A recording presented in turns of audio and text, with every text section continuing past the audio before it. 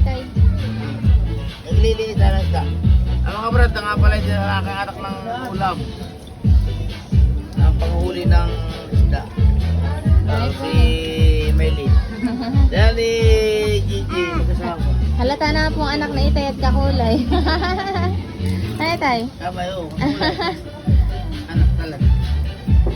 Kaya ka mo lang isda, galing pa ito ng masama. Ito, may mga lapu-lapu. Lapu-lapu ito. Malawis. Baka may sumibig sa bahay ko na ah. Ang urot na. May midget, malaki. Liwanag na. How? Baka alasing ka. Ah, Dami natin may ilin, ano eh? Libang na anak ko at Gigi, maski sino nagagamit na. Sabi, ako malalagot na. Dami, ano eh? Nasaltik na mga tuhod. hindi!